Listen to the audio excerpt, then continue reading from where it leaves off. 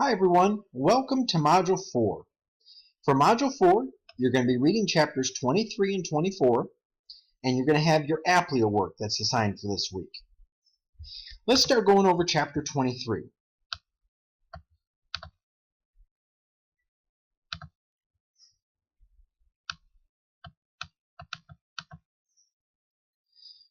For chapter 23, we're going to be measuring a nation's economy.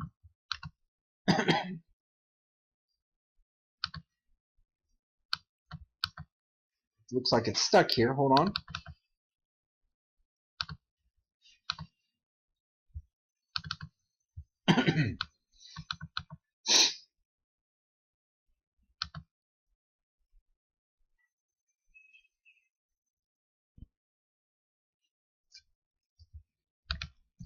Okay. For this week, we're going to be looking at GDP. GDP is called the gross domestic product, and GDP is measuring the total income of everyone in the economy, and it's made up of 4 different components.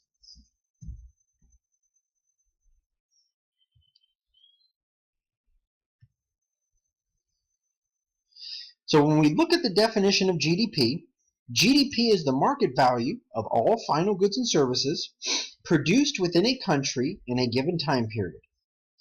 GDP is very focused on what in terms we're evaluating. What we're looking at with GDP is how we make decisions in markets in terms of how we calculate proper value.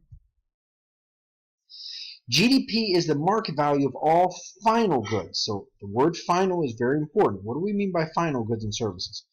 Final goods and services means the goods at the final production level, not goods and intermediate steps. So if we look at bread, wheat to make the bread would be intermediate. The bread would be the final good. The other part of the definition of GDP is looking at goods and services.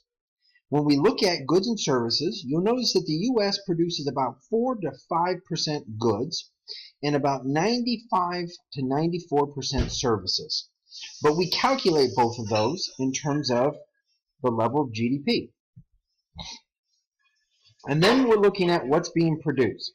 Not what's being sold, what's being produced in our economy. The other part is within the domestic economy. So you want to focus on in the domestic economy. And then within a given time period. So the particular year, that's very important to focus on. Now the 4 components of GDP. You have consumption, investment, government purchases, and net exports. The largest component of GDP is consumption. They make up about 70% of our economy, consumers do. GDP is very focused on consumers and what consumers are doing. And consumers have a lot of challenges we're facing nowadays. Then you have business investment. Business investment is looking at the level of GDP in terms of businesses. It's not investing in stocks and bonds. Then you have government purchases. Now, government purchases is focused on the government buying goods and services. And the last one's net exports. To calculate net exports is exports minus imports. In the U.S., you'll notice that we do have a trade deficit, which means that we are always importing more than we're exporting, which does create challenges within the U.S.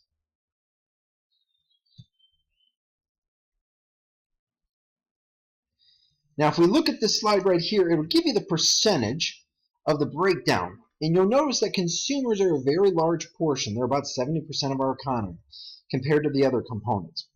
Consumers are a very important part of our economy, and we need to focus on consumers when they make decisions. You need to figure ways to stimulate consumer spending. That's very important. So those are some of the components we're going to be dealing with in Chapter 3. Now let's look at Chapter 4.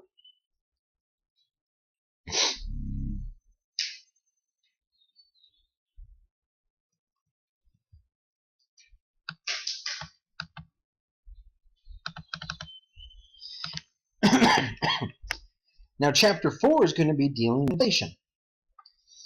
Inflation is a very important concept. We're measuring inflation using this concept called the CPI, the Consumer Price Index. The CPI is measuring what a typical consumer buys in our economy. A CPI is looking at a fixed basket of goods of what a typical consumer buys. Now, a typical consumer is going to divide their income into various components. Let's look at what a typical consumer will buy.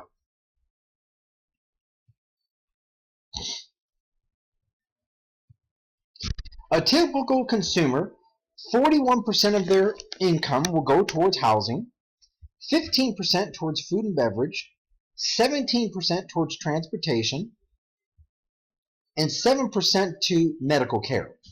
So the CPI is a weighted index, and the CPI is trying to measure our level of prices in an economy and how we make adjustments in our economy. So it'll be a weighted index based off of this pie chart right here when we look at it. And when everyone in the U.S. has to deal with a lot of challenges. And some of the challenges, let me get to this part right here.